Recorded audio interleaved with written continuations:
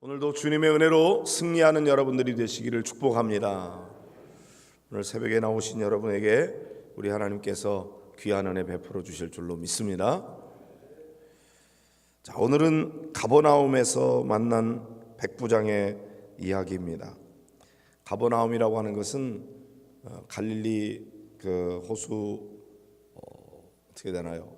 북쪽에 위치하고 있는 그런 마을인데, 거기에 백부장이 예수님을 만나게 되었습니다.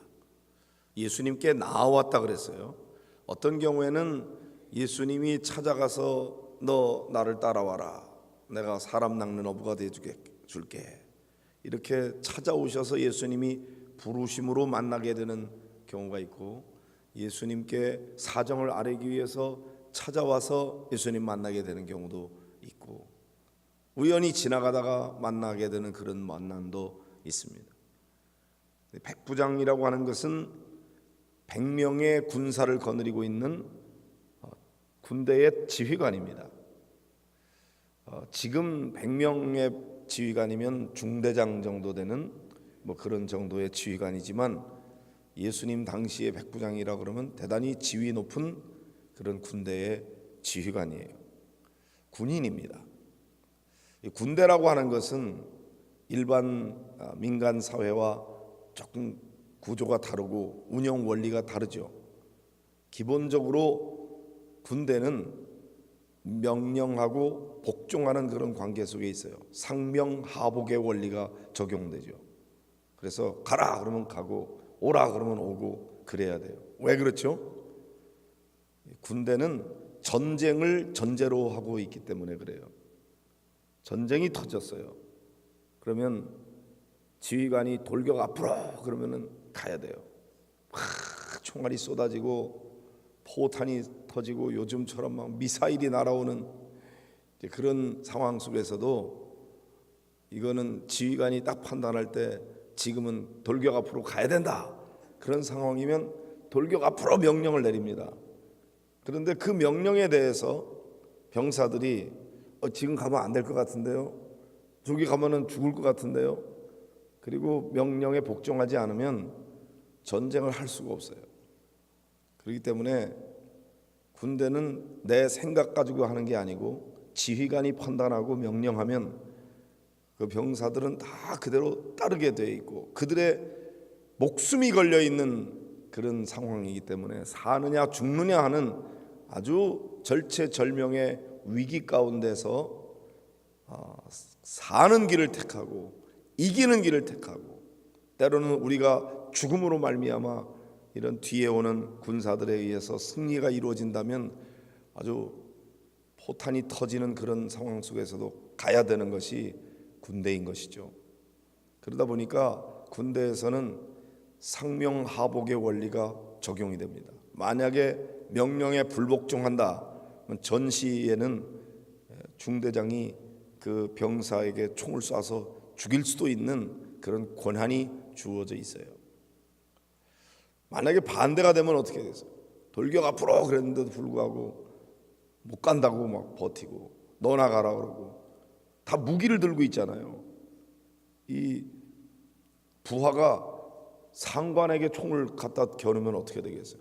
이거는 완전히 자멸하는 거거든요. 그러니까 그런 일이 절대 일어나지 않도록 하기 위해서 훈련을 그렇게 많이 하는 거죠. 아주 죽을 것 같은 그런 상황까지 훈련을 합니다. 그러니까 훈련하는 동안에 흘리는 한 방울의 땀은 전시에 흘리는 핏방울과 같다. 그래서 아주 극단의 상황까지 몰고 가는 것이고, 어떤 데는 논리적으로 이성적으로 합리적으로 말도 안 되는 상황인데도 불구하고 그러면은 해야 되는 그런 그것도 훈련이에요. 왜 상관이 그러는지 다 이해가 안 돼도 그렇게 하라 그러면 해야 되는 거예요. 병사들이 다 이해하지 못하는 지휘관만의 그 판단이 있고 기준이 있기 때문에 그렇죠.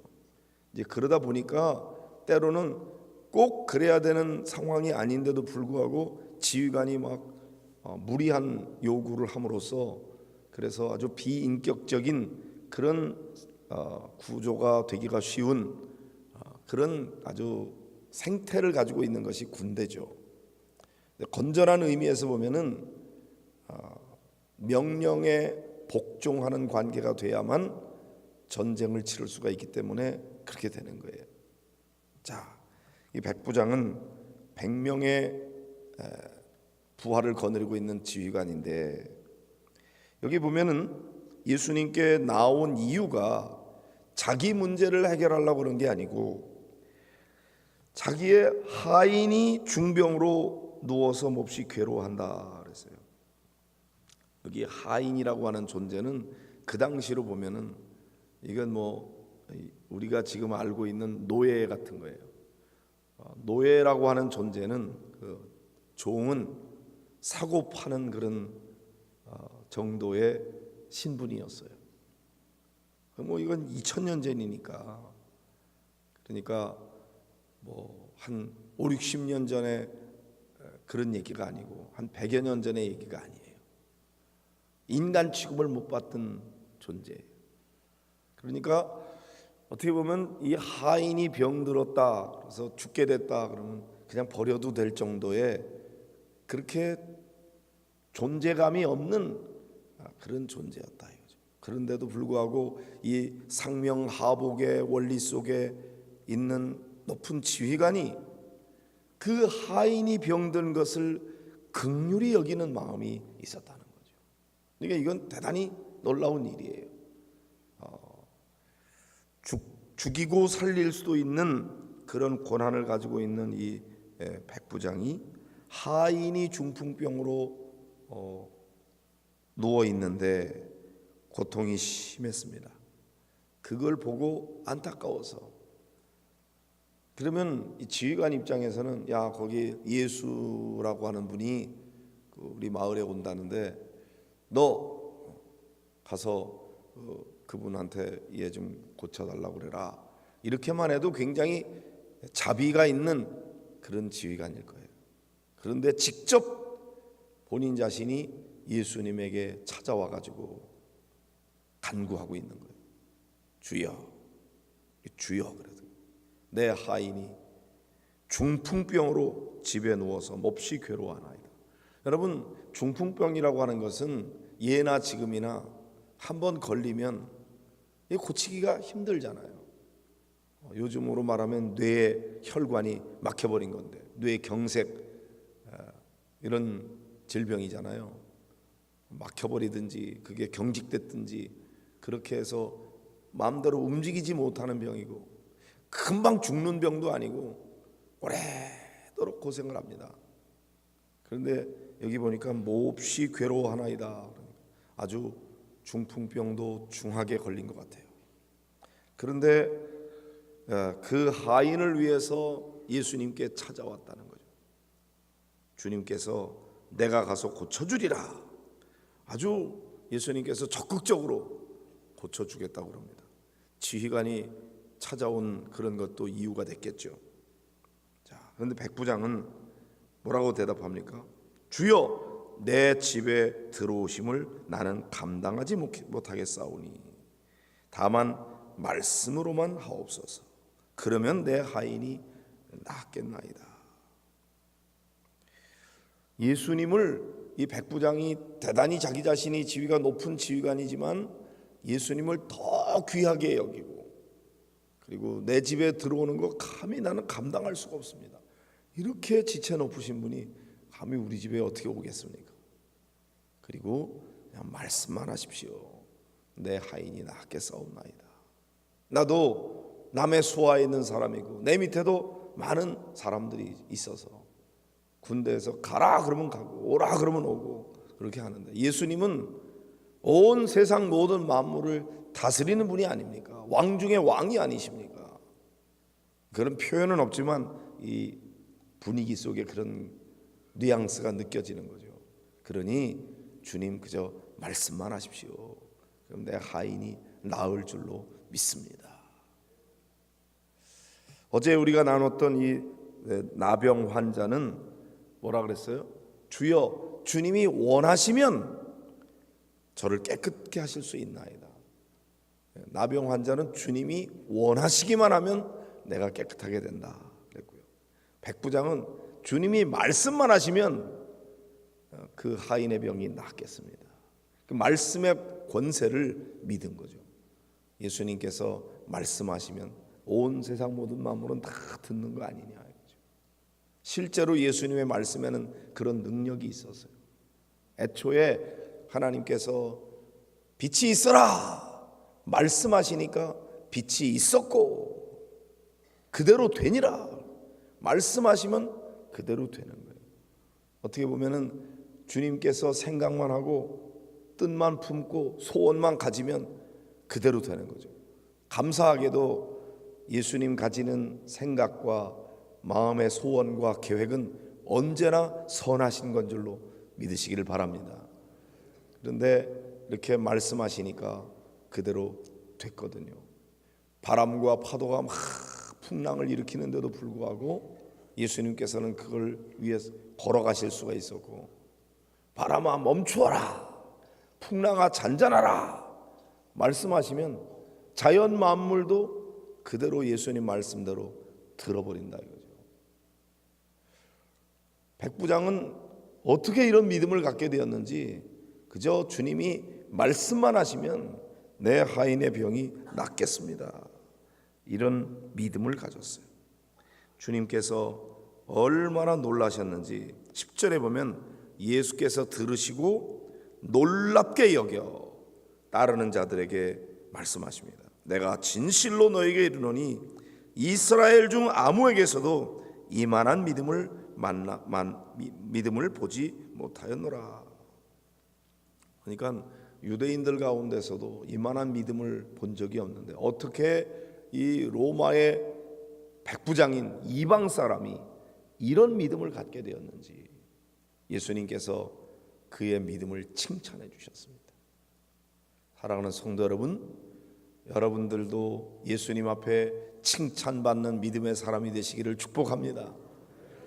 어떻게 네가 그런 믿음을 갖게 됐냐? 주님이 원하시기만 하면 내 병이 낫겠나이다. 주님이 말씀만 하옵소서, 그러면 내 하인의 병이 낫겠사옵나이다.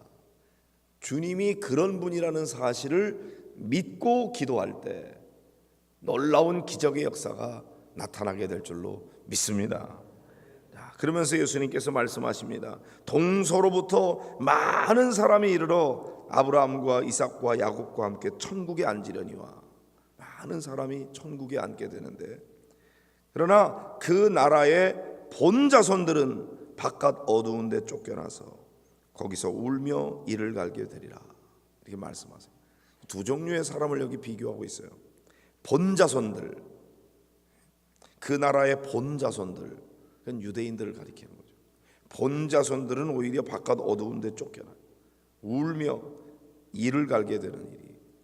그런데 동서로부터 많은 사람이 이르러, 그런 이방 사람을 가리키는 거죠.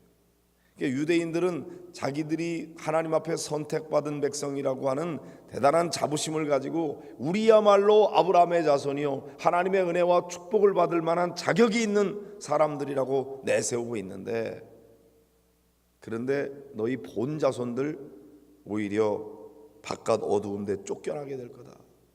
거기서 울며 이를 갈게 될 것이다. 그런데 너희들이 무시하는 저 이방 사람들, 유대인들은 얼마나 선민의식이 강했는지 자기들만 구원받고 이방 사람들은 다 지옥에 던져지는데 지옥의 그 땔감으로 쓰기 위해서 하나님이 만드셨다. 그럴 정도로 이방 사람들을 무시했어요.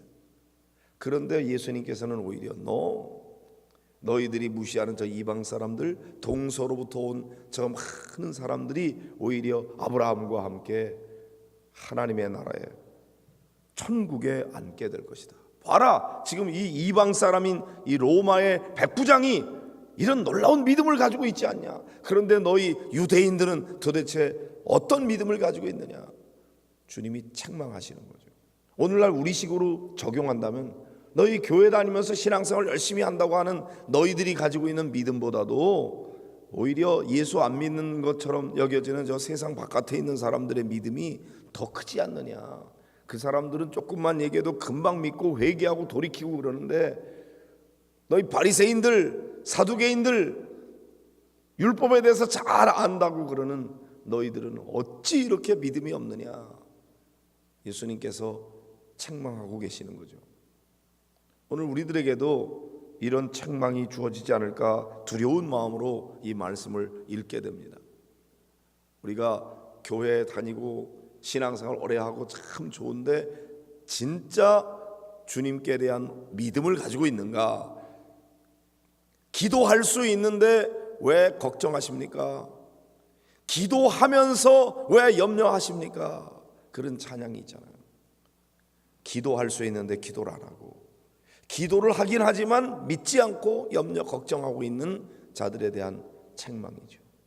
기도하다가 낙심하는 자들, 믿음이 다 없기 때문인 것입니다.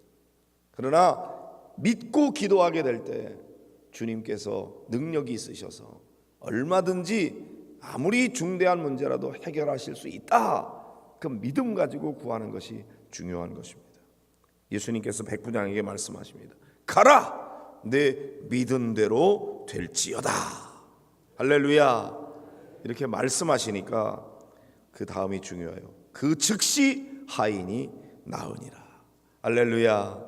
그래요. 주님은 백부장이 가졌던 믿음처럼 말씀하시면 그 즉시 낫는 역사가 일어나게 되는 거죠. 주님이 원하시면 내 병이 깨끗하게 되겠나이다. 주님이 말씀만 하시면 내 하인의 병이 낫겠나이다. 믿음이 중요한 거죠. 그때 주님께서 네 믿은 대로 될지어다. 안 됩니다. 못합니다.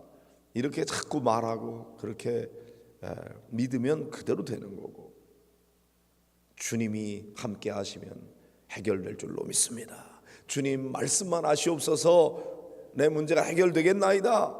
이런 믿음 가지고 나올 때 해결될 수가 있는 거죠.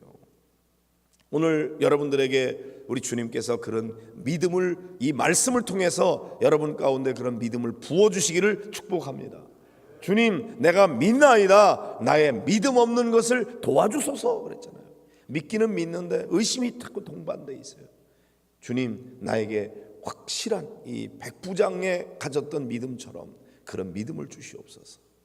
이 백부장이 예수님을 만남으로 말미암아 칭찬을 받았고 하인의 병도 고침을 받았는데, 오늘 우리 모든 성도들이 주님 앞에 나왔다가 이 말씀 통해서 그런 믿음을 갖고 구함으로 칭찬받는 믿음의 소유자가 되고 삶의 문제도 해결받는 축복을 경험하게 되시기를 주의 이름으로 축복합니다.